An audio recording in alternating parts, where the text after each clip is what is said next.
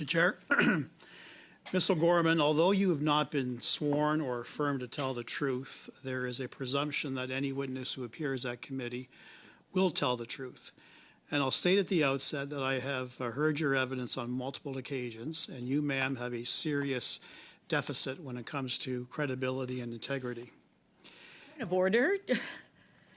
Chair. Now, nothing he has said is out of bounds. You know I watch for language, and the member is pressing hard, as he has the right to do. You might not like it, but this is these serious allegations, and we're not hearing a lot of answers today from the CBSA. It seems that no one was in charge. So, Mr. Brock, you have the floor. I stopped the clock. I'll resume it right now.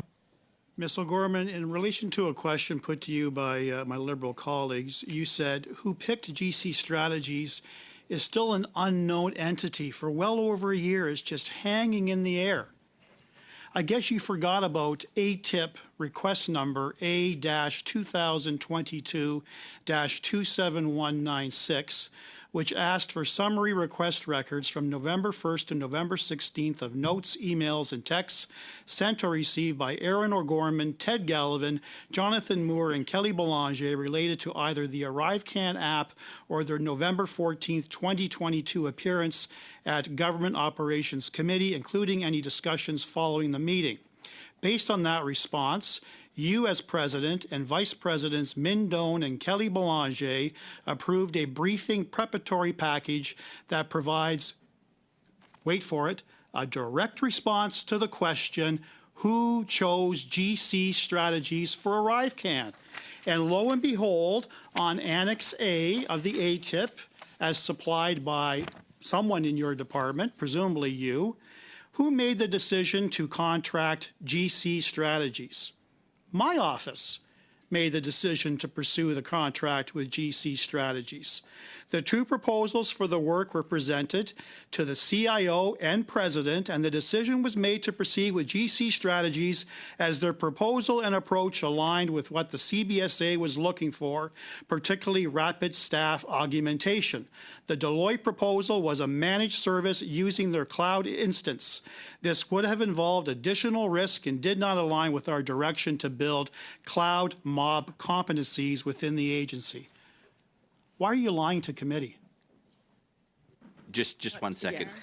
Mr. Brock, you were very good there. You and others know I do not condone that language, nor do we condone that in the House. I would ask all members to direct tough questions at the witnesses and to use parliamentary language, even though that not every person at this table is a parliamentarian.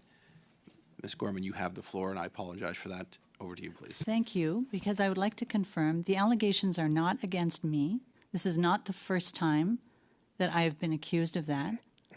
I have told the truth, and I continue to tell the truth. And so I'm not sure what document you're referencing.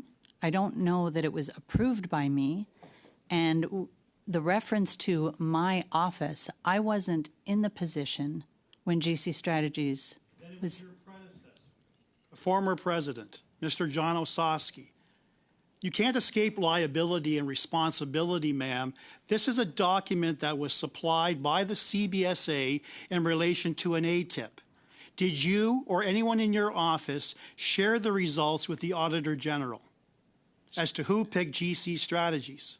So I would have to look at that document to understand what it is in reference to. Perhaps you lost this document as well, just like the rest of the documents. We released it under ATIP, and I don't know who the MI is that you're referencing there. Okay, I wasn't at CBSA when the decision was taken about GC Strategies. I'm going to move on because the record is clear, the documentation is clear, so let's end this charade as to who picked GC Strategies. It was John Osowski in the role of the former president and Min Doan. It had nothing to do with Mr. McDonald or Mr. Utano. I know you'd like to blame them because they cast blame on you and were pointing fingers.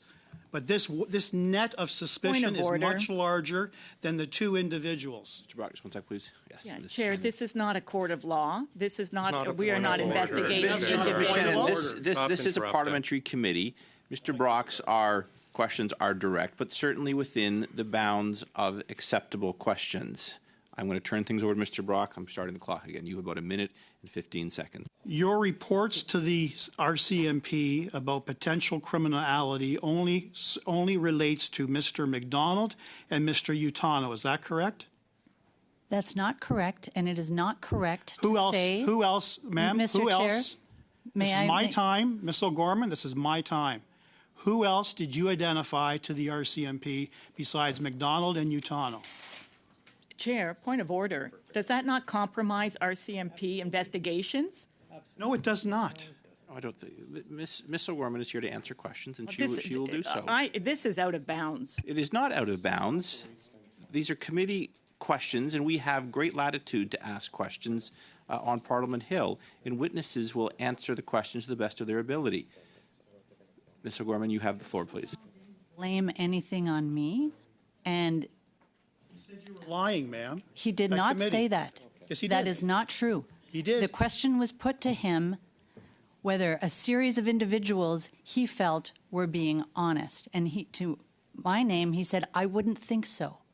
I don't know what he was referring to. He provided no more Okay, information. so now can you answer He did my not question? say that. Who else did you identify? So I did not identify Ma'am? anybody to the RCMP. The CBSA received allegations from Bottler that were serious enough You told for me earlier at committee to that launch- you referred the matter to the RCMP. I'm answering the question. You I'm told answering me your earlier question. at committee, man, this is my time.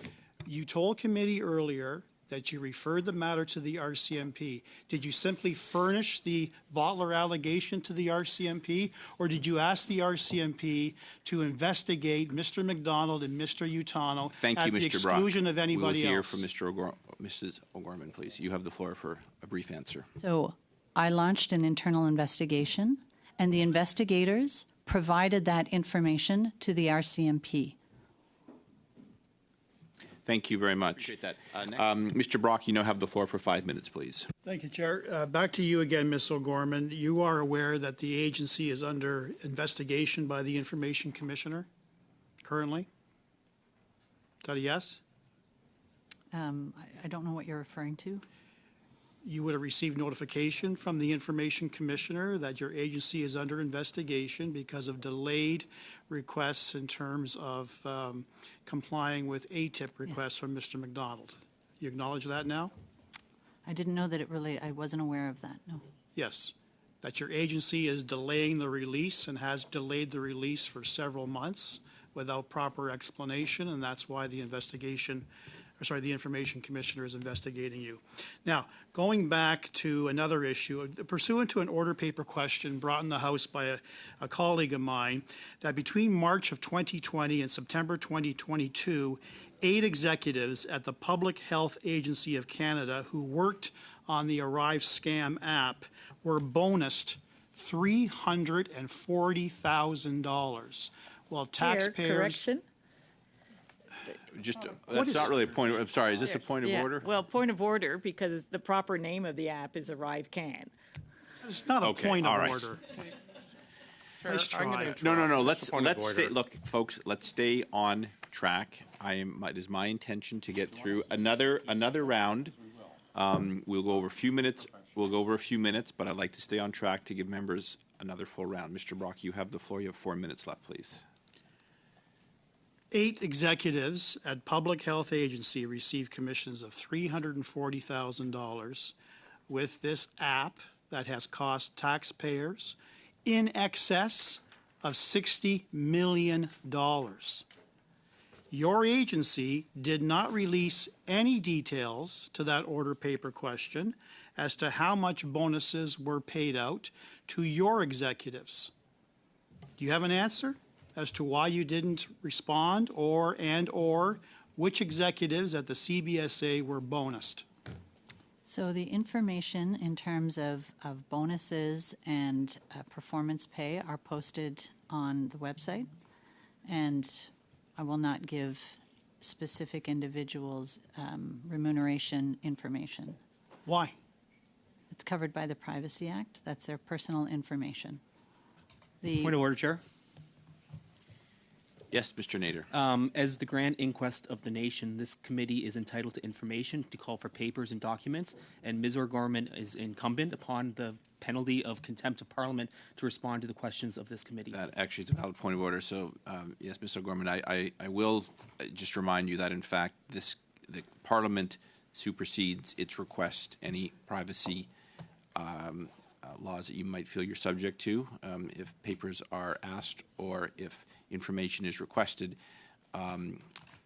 you should be aware of Parliament's right to ask for, request, and receive such documents. I'll turn things. You got 3 minutes. 3 minutes left.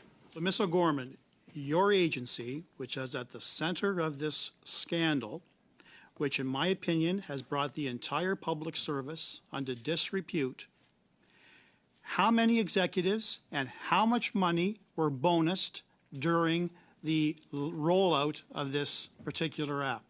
I don't have that information with But you'll me. provide that to us? I take note of the request. And the answer is probably yes, that some executives were bonused, received commission for their work?